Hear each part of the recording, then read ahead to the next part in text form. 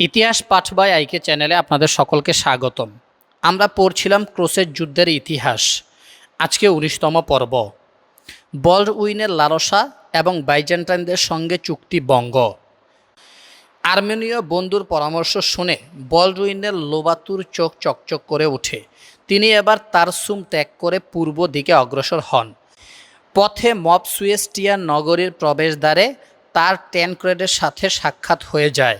তারসুসের নগর প্রাচীরের বাইরে নিঃশেষ হওয়া ইতালিয়ান সৈন্যদের ইস্যুকে কেন্দ্র করে উভয়ের মধ্যে এ সময় সংঘর্ষের ঘটনা ঘটে। শেষ পর্যন্ত উভয়ের সমঝোতায় উপনীত হন এবং মূল ক্রুসেডার বাহিনীর সঙ্গে মিলিত হওয়ার লক্ষ্যে এন্টিওক অভিমুখে রওনা হন। বিচ্ছিন্ন বাহিনী দুটি মূল বাহিনীর সঙ্গে মিলিত হতেই বলডউইনের ভাই গডফ্রে সহ সকল সেনাপতি বলডউইনকে তিরস্কার ও ভৎসনা করতে থাকে। সকলের সম্মিলিত আগ্রাসী আচরণে বলডউইন বিক্ষুব্ধ হয়ে তার বাহিনী নিয়ে আবারও মূল বাহিনী থেকে বিচ্ছিন্ন হয়ে যান এবং পূর্বে এডেসা অভিমুখে রওনা হন।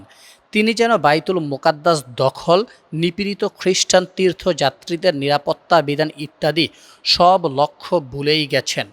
আবারও সুস্পষ্ট হয়ে যায় যে তার একমাত্র লক্ষ্য হলো নিজের জন্য একটি স্বতন্ত্র রাজ্য প্রতিষ্ঠা করা, যদিও তা হোক বাইতুল মুকাদ্দাস ও তীর্থযাত্রীদের যাতায়াতের পথ থেকে অনেক দূরে সম্পূর্ণ বিচ্ছিন্ন কোনো অঞ্চলে। বলডউইনের বাহিনী এডেসা অভিমুখে রওনা হওয়ার পর পথের প্রতিটি নগরী যুদ্ধ ছাড়াই তার কাছে আত্মসমর্পণ করে। এসব নগরীর অধিকাংশ নাগরিক ছিল আর্মেনীয়। একে একে বিভিন্ন নগরী জয় করে অবশেষে বলডউইন এডেসায় পৌঁছান। এডেসার আর্মেনীয় নাগরিকরাও বলডউইনকে স্বাগত জানায়। থোরস নামক জৈন গ্রিক সেনাপতি নগরীটির প্রশাসক ছিল। থোরস ইতিপূর্বে মুসলমানদের জিজিয়া প্রদান করে আসছিলেন। তার আশা ছিল তিনি যদি কোনোদিন নগরীটির একক কর্তৃত্বের অধিকারী হতে পারেন তাহলে তৎক্ষণাৎ বাইজেন্টাইন সাম্রাজ্যের অধীনতা স্বীকার করে নেবেন। বলডউইনের বশ্যতা স্বীকারের ইচ্ছা তার মোটেও ছিল না। স্বভাবতই বলডউইনের প্রতি আর্মেনীয় নাগরিকদের উচ্ছ্বাস আচরণও তার মনোভূত হচ্ছিল না, কিন্তু বাস্তবতা মেনে নেওয়া ছাড়া তার সামনে ভিন্ন কোনো পথও খোলা ছিল না। তাই থোরস এমন একটি মধ্যবর্তী সমাধান গ্রহণের সিদ্ধান্ত নেন যাতে নিজ স্বার্থ রক্ষা পায়, বলডউইনও তুষ্ট থাকে। পৌর থোরস বলডউইনকে তার পোষ্যপুত্র হওয়ার প্রস্তাব দেন এবং তাকে বুঝান যে এর ফলে বলডউইন ভবিষ্যতে এডেসা নগরী সহ আশেপাশের উর্বর ও সমৃদ্ধ জনপদসমূহের বৈধ উত্তরাধিকারীতে পরিণত হবেন। বলডউইন থোরসের প্রস্তাবে সম্মতি জানিয়ে এডেসায় প্রবেশ করেন। এরপর তিনি থোরসের দফা রফার জন্য এডেসার অধিবাসী কয়েকজন আর্মেনীয় নাগরিকদের সঙ্গে গোপনে আঁতাত করেন। কদিন পরই সকলে মিলে থোরসকে হত্যা করে এবং নগরীর কর্তৃত্ব চলে আসে বলডউইনের হাতে। এর মাধ্যমে বলডউইনের হাত ধরে ৪৯১ হিজরি সনে ইসলামী বিশ্বের অভ্যন্তরে গড়ে ওঠে প্রথম ক্রুসেড রাজ্য, এডেসা রাজ্য। রাজ্য প্রতিষ্ঠার পরই বলডউইন অনুভব করেন যে তার সঙ্গে থাকা সৈন্য সংখ্যা নিতান্তই অল্প। বিপরীতে এ অঞ্চলের অধিকাংশ নাগরিক আর্মেনীয়। তাই নবগঠিত রাজ্যের ভিত্তি মজবুত করতে এবং যে কোনো প্রকার অস্থিরতা বা আন্দোলন সৃষ্টির সুযোগ বন্ধ করে দিতে বলডউইন বিভিন্ন পদক্ষেপ গ্রহণ করেন। বলডউইনের গৃহীত পদক্ষেপসমূহের মধ্যে উল্লেখযোগ্য হল পশ্চিমা ক্রুসেডার ও আর্মেনীয়দের মধ্যে বৈবাহিক সম্পর্ক স্থাপন। বলডউইন নিজেই এর সূচনা করেন এবং জৈনক আর্মেনীয় নেতার কন্যা আর্ডাকে বিয়ে করেন। তার গৃহীত আরেকটি পদক্ষেপ হল এডেসা রাজ্যের পরিধি বৃদ্ধির প্রচেষ্টা। এডেসা অঞ্চলের আশেপাশে ছিল আর্মেনীয়দের পরম শত্রু তুর্কিদের কর্তৃত্ব।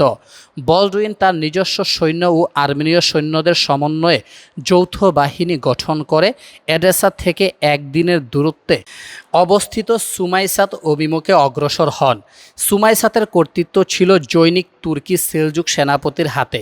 বলডউইন বাহিনীর আগমন সংবাদ পেয়ে মুসলিম সেনাপতি প্রথমেই এই চিন্তা করেন যে বিশেষত এশিয়া মাইনর অঞ্চলে সেলজুকদের ধারাবাহিক পরাজয় এবং পার্সিক সেলজুক ও শামীয় সেলজুকদের এখনও পর্যন্ত এ বিষয়ে নীরবতা অবলম্বনের পর তার পক্ষে ক্রুসেডার আর্মেনীয় সম্মিলিত বাহিনীর মোকাবিলা করা সম্ভব নয়।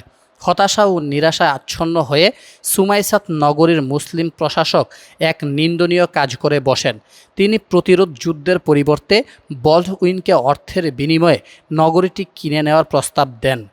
তুর্কি প্রশাসক জনগণ সহ নগরীটির কর্তৃত্ব সমর্পণের বিনিময়ে বলডউইনের কাছে 10,000 স্বর্ণমুদ্রা দাবি করেন।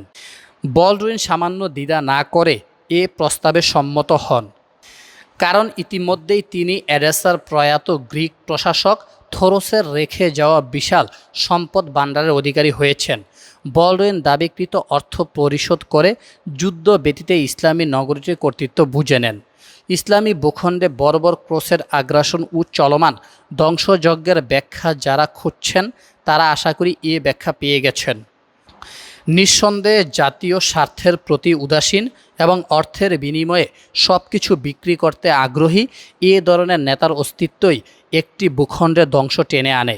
সুমাইসাত অধিকার করেই তুষ্ট না হয়ে বলডউইন এরপর সামনে অগ্রসর হন এবং রাজ্য পরিধি সম্প্রসারণের প্রচেষ্টা অব্যাহত রেখে একে একে সারুজ ও আলবেরা নগরী অধিকার করেন।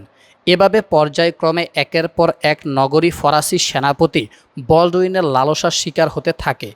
এডেসা অঞ্চলে নিজ কর্তৃত্ব সুদৃঢ় করার জন্য বলডউইনের গৃহীত আরেকটি পদক্ষেপ হলো তিনি বিশেষ করে সুমাইসাত সহ প্রতিটি ইসলামী নগরীকে নিজের রাজ্যে যুক্ত করার সময় সেখানে তুর্কি কারাগারে বন্দী আর্মেনীয়দের মুক্ত করে দেন এবং তাদেরকে কোনো প্রকার বিনিময় ছাড়াই নিজ নিজ পরিবারে ফিরে যাওয়ার সুযোগ দেন। বলডউইন এর মাধ্যমে এ অঞ্চলের সংখ্যাগরিষ্ঠ আর্মেনীয় নাগরিকদের হৃদ্যতা ও সমর্থন লাভ করতে চাচ্ছিলেন। তার গৃহীত আরেকটি গুরুত্বপূর্ণ মৌলিক পদক্ষেপ হল তিনি বাইজেন্টাইন সম্রাটের আনুগত্য প্রত্যাখ্যান করেন এবং সুস্পষ্ট ভাষায় কনস্টান্টিনোপল চুক্তি হতে নিজেকে মুক্ত ঘোষণা করেন। তিনি মূলত এর মাধ্যমে এক ঢিলে দুই পাখি শিকার করেন। একদিকে তিনি কারো আনুগত্য ব্যতিরেকে নিজের একক নেতৃত্বাধীন রাজ্য প্রতিষ্ঠার স্বপ্ন বাস্তবায়ন করেন, অপরদিকে এ অঞ্চলের সংখ্যাগরিষ্ঠ আর্মেনীয় নাগরিকদেরকেও তুষ্ট করতে সক্ষম হন। চরম সাম্প্রদায়িক আর্মেনীয়রা অর্থোডক্স মতাদর্শীদের প্রতি প্রচণ্ড বিক্ষুব্ধ ছিল। অপরদিকে আর্মেনীয়দের মতাদর্শ ক্যাথলিক মতাদর্শের সঙ্গে পুরোপুরি সাদৃশ্যপূর্ণ না হলেও অর্থোডক্সদের তুলনামূলক অধিক নিকটতর ছিল। বলডউইন তার নবগঠিত রাষ্ট্রে ধর্মবিশ্বাসের ক্ষেত্রে পূর্ণ স্বাধীনতা প্রদান করেন। তিনি পশ্চিমা ক্যাথলিক মতাদর্শ গ্রহণ করতে আর্মেনীয়দের উপর মোটেও চাপ সৃষ্টি করেননি। তার এই নীতি আর্মেনীয় জনসাধারণের কাছে ব্যাপক গ্রহণযোগ্যতা লাভ করে। বলডউইন সুস্পষ্ট ভাষায় বিদ্রোহ করলেও বাইজেন্টাইন সম্রাট তার বিরুদ্ধে কোনো পদক্ষেপ গ্রহণ করতে ব্যর্থ হন, কারণ এডেসা ছিল বাইজেন্টাইনদের কর্তৃত্বপূর্ণ অঞ্চল থেকে বেশ দূরে অবস্থিত।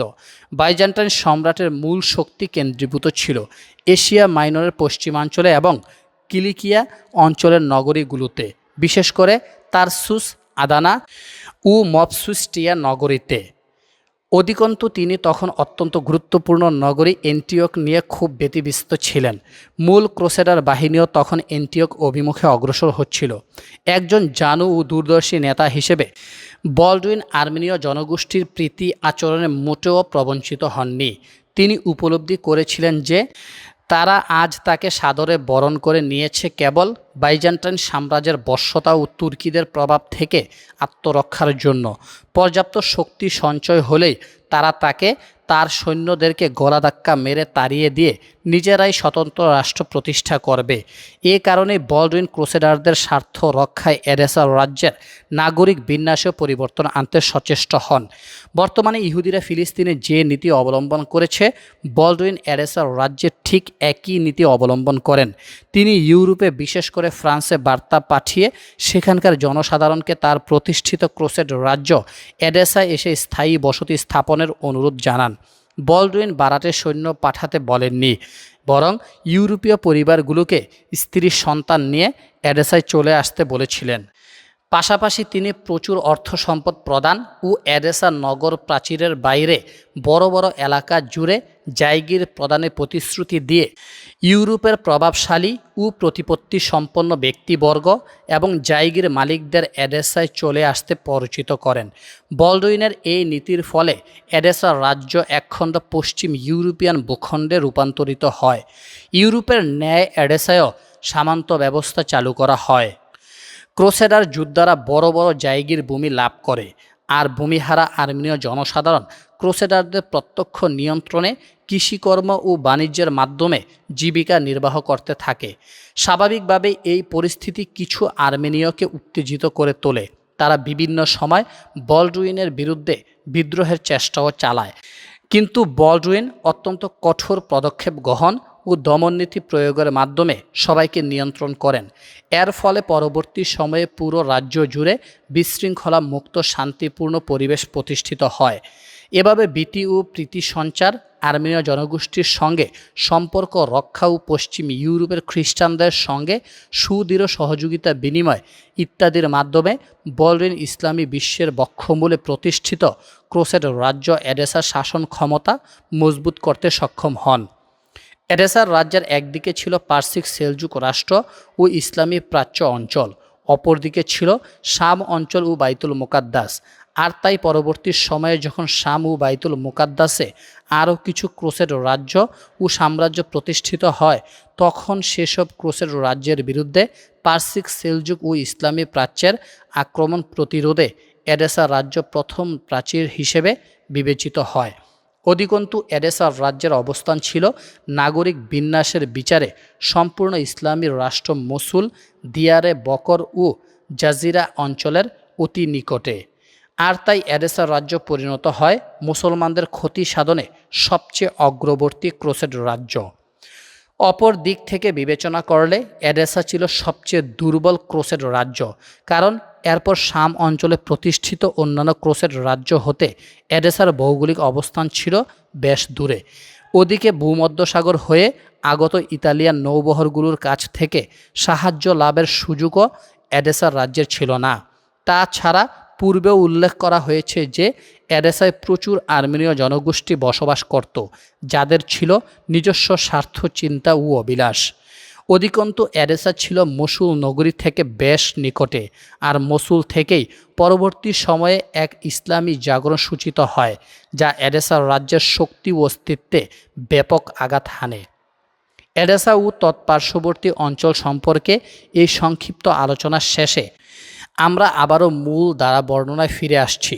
বলডুইন চলে যাওয়ার পর মূল ক্রুসেডার বাহিনী এশিয়া মাইনর অঞ্চলের দুর্গম বিভিন্ন অঞ্চল পাড়ি দেয়। পথে তারা অতিক্রম করে দুর্গম পাহাড়ি এলাকা, ক্ষেত্র বিশেষে মোকাবেলা করে পানির প্রচণ্ড অভাব। পথের বিভিন্ন স্থানে তুর্কিদের সঙ্গে বিচ্ছিন্ন সংঘর্ষের ঘটনা ঘটে, যাকে আমরা নামকরণ করতে পারি গেরিলা যুদ্ধ নামে। তবে শেষ পর্যন্ত সব প্রতিকূলতা পাড়ি দিয়ে ক্রুসেডার বাহিনী অত্যন্ত গুরুত্বপূর্ণ এক নগরীর কাছে পৌঁছতে সক্ষম হয়। 1097 খ্রিস্টাব্দের 21 অক্টোবর তারা পৌঁছে যায় এন্টিওক নগরীর কাছে। আপনারা শুনছিলেন ক্রুসেড যুদ্ধের ইতিহাস। আজকে 19তম পর্ব শেষ হলো।